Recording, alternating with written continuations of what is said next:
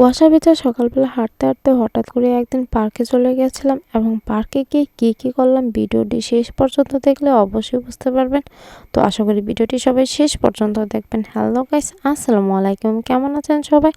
আশা করি সবাই অনেক ভালো আছেন। তো আজকে চলে আসলাম নতুন আরেকটি ভিডিও নিয়ে।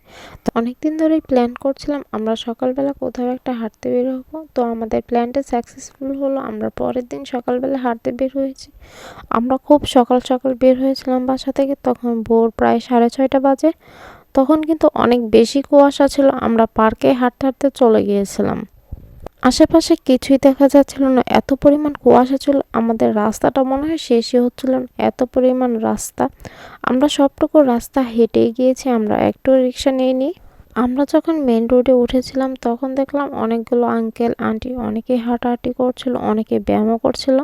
তো আমরাও একটু মজা নিচ্ছিলাম। এই পাশে দেখেন আমরা হাঁটতে হাঁটতে প্রায় 0 পয়েন্টের কাছাকাছি চলে এসেছি।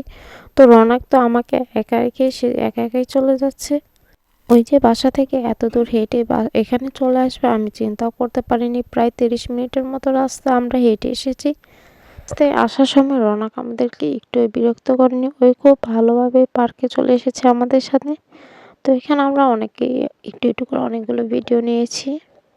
সকালে পার্কের পরিবেশটা এত পরিমাণ সুন্দর ছিল যে কি বলবো। এখানে অনেক ধরনের বাজার ছিল, এখানে শাপলা ফুলে বিক্রি করছিল প্রতি পিস 20 টাকা, এবং এর পাশাপাশি ছিল পানের দোকান, অনেক শাকসবজিরও দোকান ছিল। এত পরিমাণ কুয়াশা ছিল, ভিডিওটিতে হয়তো অনেক ভালোভাবে বোঝা যাচ্ছে না, কিন্তু রিয়েলি অনেক বেশি কুয়াশা ছিল, আশেপাশে কিছুই দেখা যাচ্ছিল না। আমরা মা ছেলে দুইজনে মিলে এখানে সুন্দর সুন্দর কিছু ভিডিও ক্লিপস নিয়েছিলাম। তারপর আমরা চলে যাচ্ছিলাম উপরের দিকে, আমরা একটু নিচে নেমেছিলাম শুধু একটু ভিডিওর জন্য। নিচে প্রচুর পরিমাণ মানুষ ছিল, আপনারা দেখতে পাচ্ছেন। ওইখানে অনেকগুলো সবজির দোকান ছিল, যার কারণে এত ভিড়। এখানে একজন নাড়ু বিক্রি করছিল, সেখান থেকে আমরা একটু নিলাম এবং পিঠাও কিনে নিয়েছি। তারপর আমরা একটু সামনে থেকে হেঁটে যাচ্ছি। তো এখানে আমি কিছু ছবি তুলে নিলাম, জায়গাটা অনেক সুন্দর লাগছিল, কুয়াশায় ভেজা। গাছগুলোও দেখতে অনেক বেশি সুন্দর ছিল, আশেপাশে কিন্তু অনেক সুন্দর লাগছিল জায়গাটা। জয়নুল আবেদিন পার্ক এর আগে আমি আর কখনো এত সুন্দর দেখি। পার্কের খোলামেলা পরিবেশ পেয়ে ওরা অনেক বেশি দুষ্টামি করছিল। তো আমরা দুষ্টামি শেষে আমরা পার্কের ভিতরে চলে যাচ্ছিলাম নৌকায় চড়বো বলে। তো আমরা অনেক চিন্তা ভাবনা করছিলাম যে আমরা ওইখানে গিয়ে নৌকা পাই কিনা, যেহেতু এত সকালবেলা তাই আমরা অনেক চিন্তা ভাবনা করছিলাম। তো এখানে রৌনকের জন্য একটি খেলনা কিনে আমরা চলে যাচ্ছি নৌকার উদ্দেশ্যে। উপর থেকে দাঁড়িয়ে আমরা ভালোভাবে কিছুই দেখতে পারছিলাম না, তাই আমরা আগে নিচে যাচ্ছিলাম যে দেখি নৌকা শিওর যায় কিনা। তো এখানে আমরা নৌকা ফুরিয়ে নিলাম। তো আমার কাজিন বলছিল সে নাকি যাবে না, সে অনেক বেশি ভয় পায়। তারপরে ওকে জোর করে উঠিয়ে নিয়েছি এবং তখনই সূর্যটা কিন্তু একটু একটু দেখা যাচ্ছিল। তো ফাইনালি আমাদের সকালবেলায় নৌকাতে চড়ার ইচ্ছেটা পূরণ হয়ে গেল। আপনারাও যদি সকালবেলায় জয়নুল আবেদিনে আসেন তাহলে নৌকায় অবশ্যই চলবেন, দেখবেন অনেক বেশি ভালো লাগে। তো আমরা নৌকায় চড়ে তারপর আবার চলে যাচ্ছি একটু হাঁটাহাঁটি করে।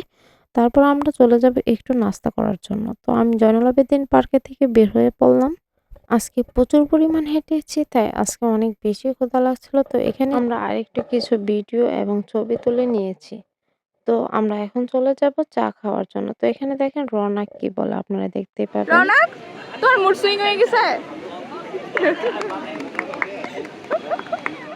তো এখানে আমাদের দুষ্টামির পাশাপাশি আমাদের চাটাও রেডি করা হচ্ছিল। তো ফাইনালি আমাদের চাটা চলে এসেছিল এবং এর মাঝখানে 1 কাপ চা আমাদের পড়ে গিয়েছিল।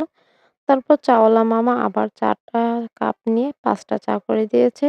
তো চাটা কিন্তু অনেক বেশি ছিল। তো আর সকালবেলা এত পরিমাণ চা খাওয়া উচিত না। 1 কাপ ভরা চা ছিল। তো চার টেস্টটা অনেক বেশি ভালো ছিল। চা খাওয়া শেষে আমি আবার আরেকটু হাঁটতে বের হয়েছিলাম। তখন দেখলাম সূর্যটা পুরোপুরি উঠে পড়েছে এবং এখানে অনেকগুলো দোকান বসেছে। তারপর এসে দেখি তারা নাস্তার দোকানে বসে আছে আমাদের জন্য। এখানে আমরা অর্ডার করেছিলাম লুচি এবং চিকেন কারি। এখানে সকালবেলা কাস্টমারের চাপ এত পরিমাণ ছিল যে আমি নাস্তা যে খাবো বসে বসে তারও সুযোগ নেই। চেয়ারের জন্য অনেকক্ষণ অপেক্ষা করতে হয়েছে আমার। তো ওরা খাওয়ার পর তারপর আমি বসেছি। যেহেতু ওরা ছোট মানুষ তাই ওদেরকে আমি আগে খেতে দিয়েছি এবং আমি আমার বাচ্চাকেও খাইয়ে দিয়েছি। এই দোকানের সকালবেলার নাস্তাটা অনেক বেশি মজা ছিল এবং দেখলাম প্রায় সবগুলো দোকানে অনেক বেশি ভিড় ছিল। কাস্টমারের চাপ অনেক বেশি ছিল। তো আপনারাও কিন্তু এখানে আসতে পারেন। আমরা এখানে দেখতে পেলাম একটি দোকানে অনেকগুলো কসমেটিক্স আইটেম বিক্রি করা হচ্ছিল। এখানে ছোট ছোট অনেকগুলো সাইজের পন্ডস পাউডার ক্রিম অনেক ধরনের আইটেম বিক্রি করা হচ্ছিল। তো পার্কে এসে দেখতে পারবেন দোকানের কোনো অভাব নেই। তো এখানে আমরা কিছু স্টিলের জিনিস কিনতেছিলাম।